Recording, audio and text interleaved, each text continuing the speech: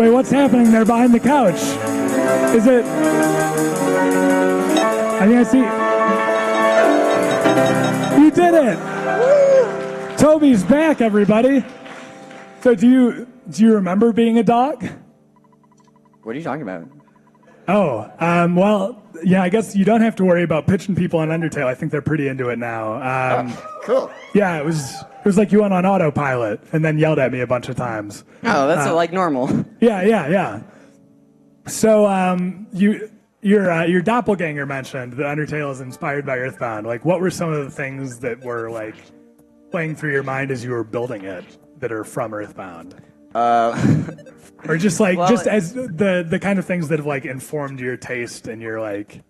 There are a lot of things. I think number one thing that Earthbound has is it's very funny and weird, so I wanted to do that, but it also has this underlying current of like seriousness to it, and like it's very sincere. Like in an interview, it totally said something like, I write all these lines and I make people read them out loud, and I'll have like 40 or 50 funny or goofy lines, and then I'll have one heartbreaking line in there. And to tell you the truth, I think I write all those funny lines just so I can have that one heartbreaking line. And so that sensibility, I relate to that a lot, and I think that's the most important thing about Earthbound that I've sort of tried to maintain. And what do you think it is about like that humor that allows you to, I don't know, that kind of cuts the heartbreaking stuff so that people can stay with it? Because I think that's like people don't think of Earthbound. I mean, I guess this isn't true of Mother 3, but people certainly don't think of Earthbound as like a sad or heartbreaking game. But the lines are still there. Like, yeah. Is it? What is it about like the kind of humor there is that prepares people for that?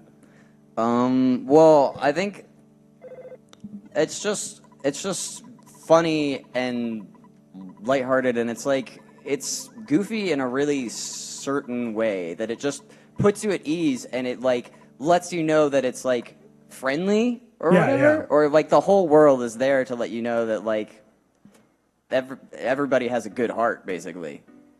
Yeah, I think that's like really... it's not mean-spirited at all. Like there's a few like mean jokes, but it's not like it's a very good-hearted type of humor.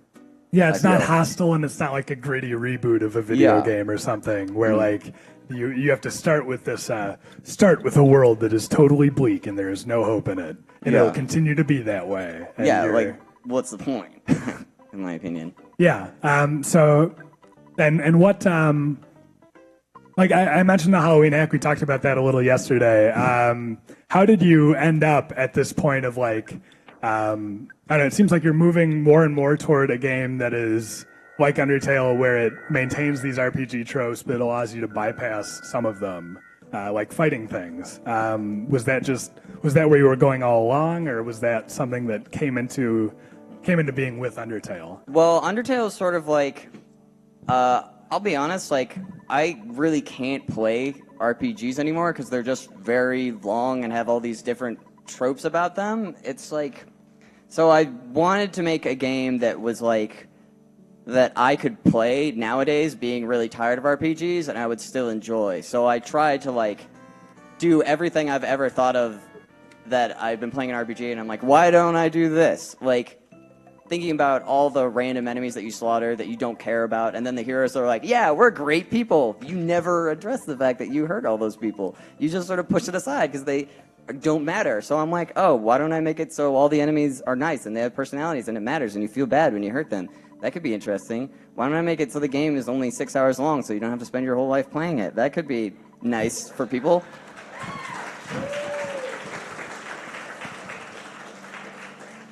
Yeah, so I just wanted to do something that I liked, that I could do honestly and think it through, and it made sense to me, so that everything just sort of came naturally from that. And so, like, is there anything else that you're, like, there's a bumper crop of games that are, like that wear their Earthbound influence on their sleeves. Was there anything else that you were influenced by when you were putting this together? Obviously, Bullet Hell, if that figures into it. Yeah, all the Bullet Hell stuff from Earthbound, I was like, yeah, I want to put that in. I have to think about it for a second. there's a lot of things from Mother that you just subconsciously sort of like take into yourself that you just sort of take for granted after being an Earthbound fan for like your entire life. So I guess it'd be a bit hard to separate it, but I don't know. I tried to take elements of like from every single Mother game. Like I wanted the sad stuff from Mother 3. I wanted the goofy fun stuff from Earthbound, and I wanted the weird mysteriousness of that Mother has. Okay, yeah. I certainly do know, as anyone who saw the tedious EB's Earthbound Beginnings trivia portion of our broadcast yesterday. Rosemary's Baby is the answer. That's correct. That no one ever said.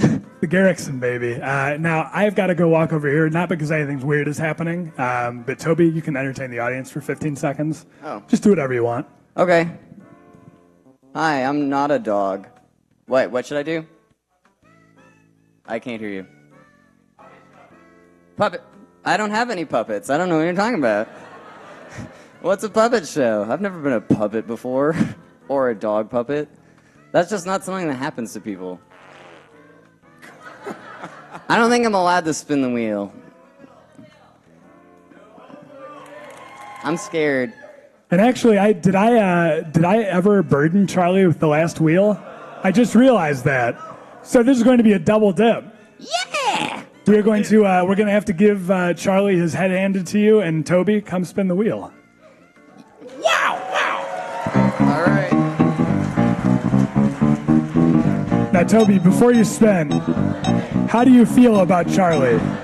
I love Charlie, but the way he was going after the criminal caterpillars was completely wrong, and it was really frustrating me. All right, so Toby has issues, ethical or otherwise, with Charlie's criminal caterpillar fighting.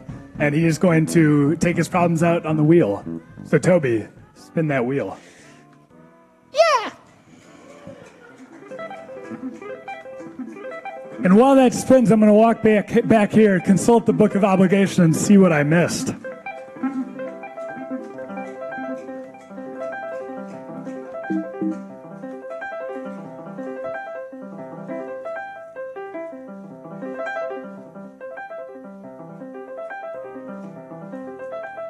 Oh boy, it's getting close. I really hope this isn't a double. Come on. Oh, keep spinning.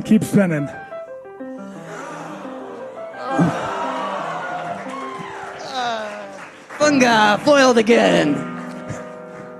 That was a Bowyer reference. I like that. So first off, I'm going to do the head handed to you that Tim dealt Charlie.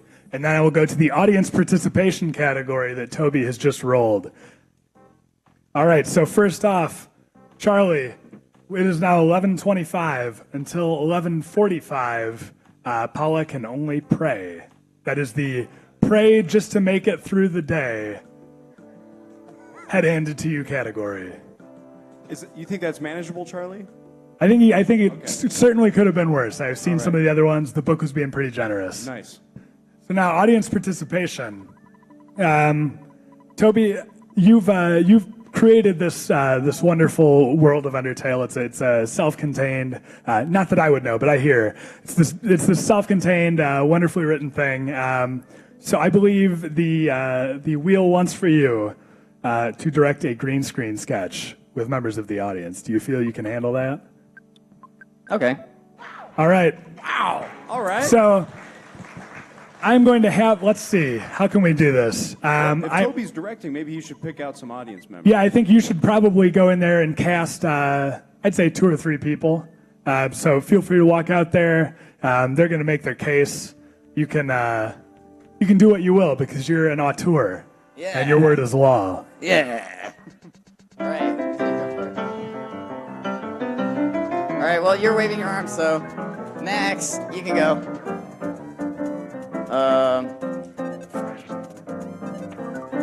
Yeah, you can go. All right. Who else? Do I need 2 or 3? Is that good? 2 or 3. It depends on what kind of roles you think you're going to cast. I think this is all about you right now, Toby. I'm not the auteur here. Help me. There's someone with 2 hands up making waving noises. Yeah, you can go. Or waving gestures. All right, let's go. All right.